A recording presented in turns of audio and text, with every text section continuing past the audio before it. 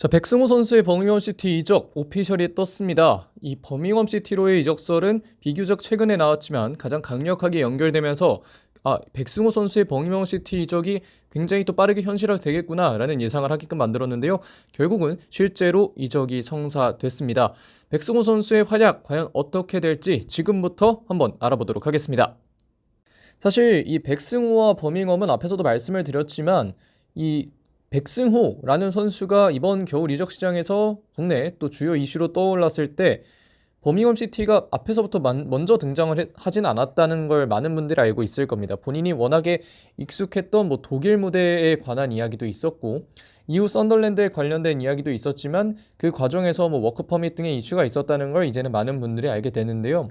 사실 이 워크 퍼밋 이슈를 해결하는 데에는 여러 가지 문제가 여러 가지라고 하기보다는 좀 단순한 문제가 있었지만 그 과정에서 전북현대에서도 도움을 줬고 이런 것들이 어느 정도는 조화롭게 돌아가면서 결국은 다른 팀으로 이 썬덜랜드와의 이적을 알아보다가 이제 워크 퍼밋이 문제가 되는데 워크 퍼밋이 문제가 안 되면서 이 버밍엄도 함께 들어온 그런 느낌이 됐고 이 썬덜랜드의 감독이었던 모브리 감독이 썬덜랜드에서 원했던 백승호를 결국은 버밍엄으로 간 이후에 버밍엄에서 쓰게 됐습니다.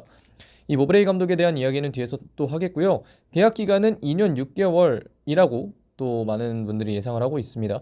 25, 26 시즌까지 될 것으로 보이고 FA 이적인데요.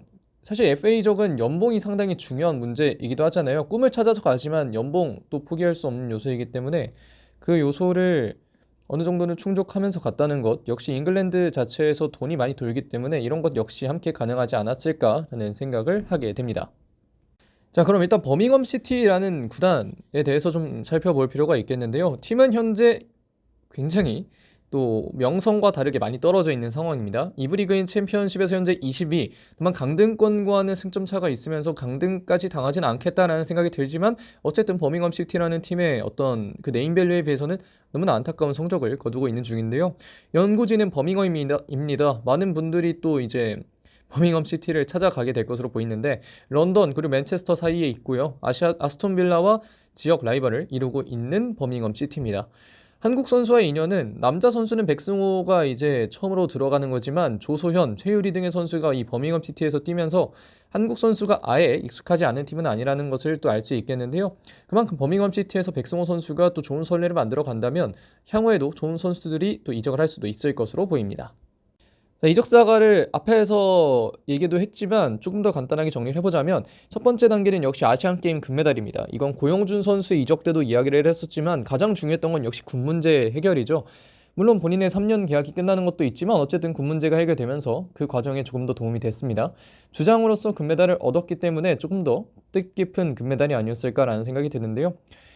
두 번째 단계는 여러 팀의 관심 그리고 워크 퍼밋이었습니다. 앞에서도 말씀드렸다시피 독일, 프랑스, 영국, 때에 따라 미국까지 상당히 다양한 관심이 있었는데 그중 이제 또 현실성이 있었던 가장 높았던 영국으로의 이적을 위해서는 워크 퍼밋이 필요했습니다. 당초만 해도 워크 퍼밋 등과 관련된 이야기를 이제 만들게 한 그 썬덜랜드가 유력했지만 버밍엄이 조금 더 좋은 조건을 제시하기도 했고 썬덜랜드는 감독 픽이었다가 결국 군함 픽이 됐지만 버밍엄은 감독이 가자마자 이 백승호 선수를 데려면 좋겠다라는 이야기를 하면서 이 백승호 선수가 가기에도 버밍엄이 조금 더 좋은 위치에 있었다라고 이야기를 할 수 있을 것 같습니다. 일단 주전 경쟁 그리고 이 버밍엄 시티의 감독에 대해서 이야기를 하기 전에 이 백승호 선수의 스타일에 대해서 좀 먼저 이야기를 해보고 넘어가고 싶은데요. 백승호를 많은 선수들이 아니 많은 분들이 이 삼선으로 보곤 합니다. 하지만 백승호가 공격적일 때 더욱 빛난다는 건 많은 분들이 확인한 사실이기도 하죠. 이 아시안 게임에서도 이게 좀 부정적인 면으로 드러나기도 했었는데 이 백승호 선수의 볼 차는 스타일은 삼선에서 적응을 할 수는 있겠지만 삼선보다는 공격적으로 놨을 때 조금 더 그 위력이 또 배가 되는 그런 선수이기 때문에 이런 점에서는 백승호가 공격형 내지는 박스로 어느 정도 활약을 할 수도 있을 것으로 보인다라는 이야기를 좀 해보고 싶고요. 가장 좋은 건 역시 시야를 기반으로 한 킥입니다. 다소 뜨는 경향이 있을 때도 있지만 시야에 기반한 전개는 수준급이고 그것은 챔피언십에서 충분히 본인의 능력을 보일 수 있을 것으로 보이는 또 요소 중에 하나라고 얘기를 드릴 수 있고 앞에서도 말씀드렸다시피 삼선은 아쉽습니다. K리그에서보다 조금 더 빠른 템포 그렇기 때문에 공격에서 오히려 더 좋은 모습을 보여줄 수 있는 만큼 삼선보다는 박스 투 박스 내지는 좀 더 위쪽에서 플레이를 하기를 바라는 마음입니다. 다만 그 역시 감독과 좀 맞아야겠죠. 토미 모리브레이 감독은 많은 경험을 가진 감독입니다. 다양한 구단에서 감독 경력을 있었지만 하지만 또 그 성공적인 커리어만은 아니었다라는 걸 이제 커리어를 보면 알 수 있을 텐데 뭐 그 과정에서 여러 가지 아픔도 겪었고 여러 가지 뭐 좋은 일도 있었지만 어쨌든 지금은 썬더랜드에서 경질된 이후 또 빠르게 또 직장을 찾아서 현재 버밍엄 시티에서 감독을 하고 있는 모브레이 감독입니다. 지한파 감독이라고 많이 알려져 있지만 이 웨스트 브로미치 알비온에서 만났던 이 김두현 코치와는 오히려 안 좋을 수도 있는 기용 문제와 관련해서는 좀 부침을 겪었던 김두현 전 선수 현 코치인데 그런 면에서 이 모브레이 감독과 김두현 코치는 안 좋을 수도 있지만 기성용 선수와는 이 백승호 이적 과정에서 또 이야기를 나누는 등 기성용과는 또 괜찮은 사이를 유지하고 있는 것 같아서 이 모브레이 감독과 백승호의 조화가 나쁘지는 않게 이루어질 수 있을 거라는 생각이 듭니다.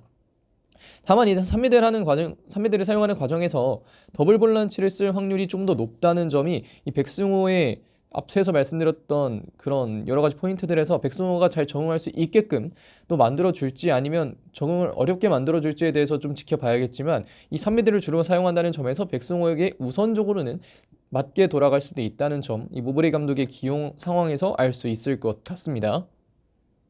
이 3미들에서 비슷한 포지션의 경쟁자는 한 6명 정도가 있습니다. 보통 3미들의 2배 정도 해서 이제 뭐 퍼스트, 세컨 이렇게 나누곤 하니까 적당하게 수가 있다고 봐야겠죠. 일단 첫 번째는 이 바쿠나 선수입니다. 현 퀴라소 대표팀 레귤러 자원이고요. 기본적으로 일단 공격적인 플레이를 하지만 멀티 포지션을 보면서 다양한 포지션에서 경기를 뛸 수 있는 바쿠나 선수입니다. 등번호 7번인 만큼 이 버밍엄 시티의 에이스 역할을 톡톡히 해주고 있는 선수가 바쿠나 선수라고 얘기를 할 수 있겠고요. 이 조던 제임스 같은 경우에는 현 웨일스 대표팀 주전 3선 미드필더입니다. 2004년생 상당히 어리고 유망주라는 점에서 이 제임스 선수의 향후 발전이 좀 더 기대되는 바가 있고 그렇기 때문에 이 버밍엄 시티에서 제임스 선수가 또 어느 정도의 위치를 차지하고 있다고 얘기를 할 수가 있겠는데 전천후 미드필더로서 활약을 하는 만큼 백승호 선수와 비슷하지만 또 조던 제임스 선수는 이 그레이트 브리튼 안에 있는 선수이기 때문에 이런 점에서 과연 백승호 선수가 이 경쟁에서 얼마나 잘 보여주느냐가 이 제임스 선수와의 경쟁에서 조금 더 중요한 요소로 작용할 수 있을 것으로 보입니다. 자, 다음은 3미들 경쟁자의 두 번째인데요. 비엘릭 그리고 수니치입니다. 비엘릭 같은 경우에는 현재 폴란드 국가대표 수비형 미드필더입니다. 부상이 있을 때는 부침을 겪기도 했지만 부상이 없으면 상당히 좋은 플레이들을 많이 보여줬던 게 또 그간의 비엘릭 선수의 모습이고 98년생으로 우리가 봐왔던 거에 비해서는 또 나이가 많은 편이 아닙니다. 그렇기 때문에 이런 면에서 비엘릭 선수가 현재 전성기를 구가할 수 있는 타이밍에 백승호 선수가 잘 경쟁을 해줘야만 이 비엘릭 선수와 함께 혹은 비엘릭 선수를 이겨내고 경기를 뛸 수 있을 것이다 라는 이야기를 할 수 있을 것 같고요. 수니치는 크로아티아 대표팀 경력이 있는 수비형 미드필더입니다.